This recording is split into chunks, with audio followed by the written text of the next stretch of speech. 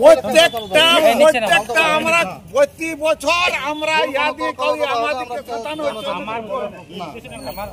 আমি বলেছি আমি আচ্ছা দাদা কে কেসার বন্ধ করেছে ওনার সাথে কোনো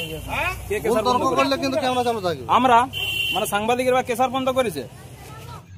পুলিশ নয় সাংবাদিকরাই বন্ধ করেছে অবৈধ খাদান প্রকাশে এই যুক্তিকে শিলমোহর দিচ্ছে আদিবাসী সংগঠনের নেতা নিগ্রহে অভিযুক্ত ক্রেসার মালিক জঙ্গলমহলে মাফিয়াদের বারবারন্ত কোনো নতুন কথা নয় প্রশাসনিকভাবে বিভিন্ন সময় ধরপাকড় হয়েছে বন্ধ হয়েছে একাধিক অবৈধ পাথর খাদান কম দামে চোরা পাথর আমদানি না হওয়ায় বলরামপুর ও বড়বাজার এলাকায় বহু ক্র্যাসার রয়েছে এখন কঙ্কালসার চেহারা নিয়ে আর এরই মধ্যে জল জমিন জঙ্গলে লড়াই আদিবাসীদের সংগঠনগুলির পক্ষ থেকে অবৈধ খাদান এবং ক্র্যাশার বন্ধের দাবি উঠেছে জঙ্গলমহল জুড়ে সংবাদ মাধ্যমে খবর সম্প্রচারিত হয়েছে বারবার আর এরপরই সরাসরি সংবাদ মাধ্যমের কর্মীদের প্রকাশ্যে পুলিশের উপস্থিতিতে হুমকি দিয়ে সাধারণ মানুষকে বিভ্রান্ত করার চেষ্টা করছে ক্র্যাশার মালিক সংগঠনের এক সদস্য পুরুলিয়ার বলরামপুরের অবৈধ পাথর খাদান বন্ধ করে দেওয়ার প্রতিবাদে মাফিয়াদের আস্ফালন চরমে উঠেছে প্রকাশ্য দিবালোকে পুলিশের সামনেই সাংবাদিকদের আঙুল উঁচিয়ে হুমকি দেওয়া হচ্ছে দাবি করা হচ্ছে খাদান ও ক্র্যাশার বন্ধ হওয়ার কারণে এলাকায় বাড়ছে বেকারত্ব ও দারিদ্রতা যদিও খাদান ও ক্র্যাশার চালানোর ক্ষেত্রেই পরিবেশ নিয়ম এবং শ্রমিকদের নিরাপত্তা বিষয়ক নিয়মাবলী কোনোটাই পাত্তা দেয়নি মালিকপক্ষ অন্যদিকে সংবাদ মাধ্যম বিভিন্ন সময় এই বিষয়গুলি সাধারণ মানুষকে অবগত করেছিল যেন তারই প্রতিশোধ নিতে গতকাল আঙুল উঁচিয়ে যেভাবে সাংবাদিকদের উপর তেড়ে এসেছিলেন এক ব্যক্তি সেই ঘটনায় সাংবাদিকদের নিরাপত্তা এবং পুলিশের ভূমিকা নিয়ে গুরুতর প্রশ্ন উঠছে সম্প্রতি বলরামপুরের বন বিভাগের জমিতে অবৈধভাবে পাথর খাদান চালানোর খবর সংবাদ মাধ্যমে প্রকাশিত হয় আর এই খবর প্রকাশের পর প্রশাসন তৎপর হয়ে সবকটি অবৈধ খাদান বন্ধ করে দেয় এর ফলে আর্থিক ক্ষতির মুখে পড়েন পাথর মাফিয়ারা এই ক্ষতির প্রতিশোধ নিতেই তারা এখন মরিয়া এই ঘটনার সূত্রপাত যখন আদিবাসী নেতা লক্ষ্মীনারায়ণ সিং সর্দার অবৈধ খাদান বন্ধের পক্ষে কথা বলেন তার এই ভূমিকার জন্য গত 24শে অগস্ট রবিবার তাকে বিশ্বরূপপতি প্রভাত জয়সওয়াল এবং কার্তিক গড়াই নামে 3 ব্যবসায়ী জাতি তুলে গালিগালাজ ও প্রাণনাশের হুমকি দেন লক্ষ্মীনারায়ণ সিং সর্দার এই বিষয়ে বলরামপুর থানায় একটি লিখিত অভিযোগ দায়ের করেন মঙ্গলবার আদিবাসী ও ভূমিজ মুন্ডা কল্যাণ সমিতির সদস্যরা পাথর খাদান চালুর দাবিতে বলরামপুর ব্লকের ভিডিওর কাছে একটি স্মারকলিপি জমা দিতে যান সেখানে উপস্থিত ছিলেন আদিবাসী নিগ্রহ মামলার মূল অভিযুক্ত ক্র্যাশার খাদানের সেক্রেটারি বিশ্বরূপপতি সাংবাদিকদের দেখে তিনি সরাসরি আঙুল উঁচিয়ে বললেন অবৈধ পাথর খাদান বন্ধে সাংবাদিকরাই দায়ী একজন অভিযুক্ত ব্যক্তি কিভাবে পুলিশের সামনে প্রকাশ্যে এমন হুমকি দেওয়ার সাহস পান এই আদিবাসী সংগঠনের কর্মসূচিতে অভিযুক্ত ব্যক্তি কেনই বা উপস্থিত ছিলেন তবে কি নিজেদের বিরুদ্ধে মামলা তুলে নেওয়ার জন্য এই সংগঠনকে ব্যবহার করা হচ্ছে এই সব প্রশ্ন এখন এলাকার মানুষের মনে ঘুরপাক খাচ্ছে অন্যদিকে পশ্চিমবঙ্গ আদিবাসী ভূমিজ মুন্ডা কল্যাণ সমিতির রাজ্য সম্পাদক লক্ষ্মীনারায়ণ সিং সর্দার পুলিশের ভূমিকা নিয়ে ক্ষোভ প্রকাশ করেছেন তিনি জানিয়েছেন অভিযুক্তরা প্রকাশ্যে ঘুরে বেড়াচ্ছে অথচ পুলিশ তাদের গ্রেফতার করছে না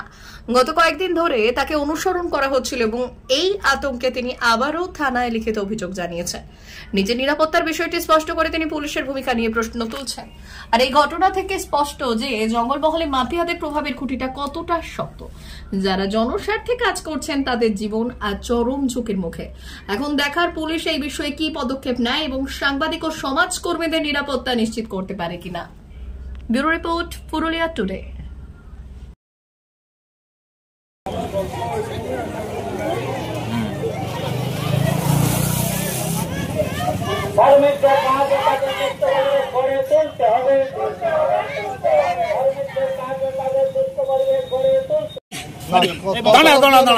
প্রত্যেকটা আমরা প্রতি বছর আমরা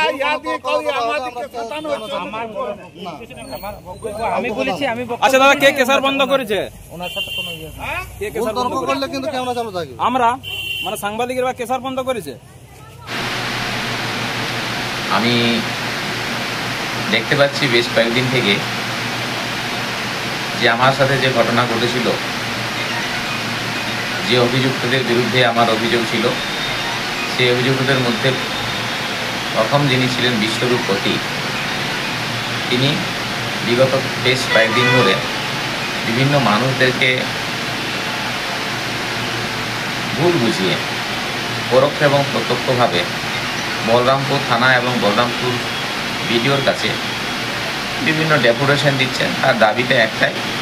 যে তার বিরুদ্ধে যে আমি অভিযোগ করেছি তা নাকি প্রত্যাহার করতে হবে। আমি মনে করি এটা ন্যায়সঙ্গত নয়। দাবি প্রত্যাহার করার দাবি জানানোটা, এফআইআর প্রত্যাহার করার দাবি জানানো সঙ্গত নয়। তাদের যদি কোনো অভিযোগ থেকে থাকে তারা নিশ্চয়ই আমার বিরুদ্ধে তারা অভিযোগ করতে পারে। এক্ষেত্রে আমার একটা আশ্চর্য লাগছে যে পুলিশ প্রশাসনের ভূমিকা নিয়ে যে অভিযুক্তরা আমার সাথে এই ঘটনাটা ঘটিয়েছে তাদের বিরুদ্ধে আমি যতদূর জানি আইন সম্পর্কে জামিনের যোগ্য ধারায় মামলা হয়েছে, তারপরেও তারা কি করে বাইরে এইভাবে ঘুরে বেড়াচ্ছে। আমার গত 24 তারিখের ঘটনার পর গত 29 তারিখ সন্ধ্যাবেলাও ঠিক আবার নতুন করে একটা আশঙ্কা তৈরি হয়েছিল আমার প্রাণনাশের। আমি সে বিষয়েও পুলিশকে আমার লিখিতভাবে আমি জানিয়েছি, তবুও এখনও পর্যন্ত সেভাবে পুলিশের পদক্ষেপ আমি দেখিনি।